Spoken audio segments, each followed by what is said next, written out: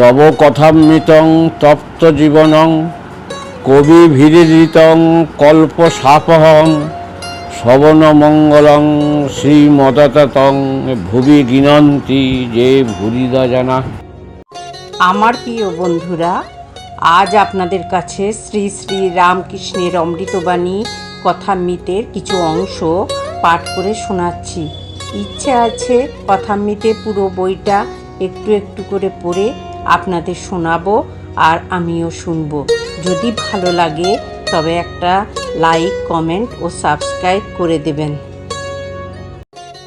আমার প্রিয় বন্ধুরা, আজ আমরা পরম পুরুষ শ্রী রামকৃষ্ণের মুখনিসৃত অমৃতবাণী কথামৃতের পরবর্তী অংশ পড়ব।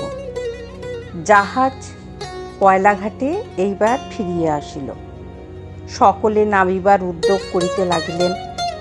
ঘরের বাহিরে আসিয়া দেখেন কোজাগরের পূর্ণচন্দ্র হাসিতেছে। ভাগীরথী বক্ষ কৌমুদীর লীলাভূমি হইয়াছে। ঠাকুর শ্রীরামকৃষ্ণের জন্যে গাড়ি আনিতে দেয়া হইল। কিছুক্ষণ পরে মাস্টার ও দুই একটি ভক্তের সহিত ঠাকুর গাড়িতে উঠিলেন। কেশবের ভাইয়ের ছেলে নন্দলালও গাড়িতে উঠিলেন। ঠাকুরের সঙ্গে খানিকটা যাবেন। গাড়িতে সকলে বসিলে পর ঠাকুর জিজ্ঞাসা করিলেন, কই তিনি কই, অর্থাৎ কেশব কই? দেখতে দেখতে কেশব একাকী আসিয়া উপস্থিত। মুখে হাসি আসিয়া জিজ্ঞাসা করিলেন, কে কে এর সঙ্গে যাবে? সকলে গাড়িতে বসিলে পর কেশব ভূমিষ্ঠ হইয়া ঠাকুরের পদধূলি গ্রহণ করিলেন। ঠাকুরও সস্নেহে সম্ভাষণ করিয়া বিদায় দিলেন। গাড়ি চলিতে লাগিল। ইংরেজ টোলা, সুন্দর রাজপথ, পথের দুদিকে সুন্দর সুন্দর অট্টালিকা, পূর্ণচন্দ্র উঠিয়াছে। অট্টালিকাগুলি যেন বিমল শীতল চন্দ্রকিরণে বিশ্রাম করিতেছে। দ্বার দেশে বাষ্পীয় দ্বীপ, কক্ষ মধ্যে দীপমালা, স্থানে স্থানে হারমোনিয়াম, পিয়ানো সংযোগে ইংরেজ মহিলারা গান করিতেছেন। ঠাকুর আনন্দে হাস্য করিতে করিতে যাইতেছেন।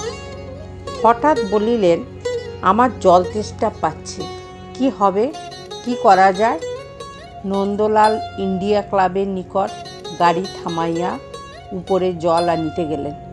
কাঁচের গ্লাসে করিয়া জল আনিলেন।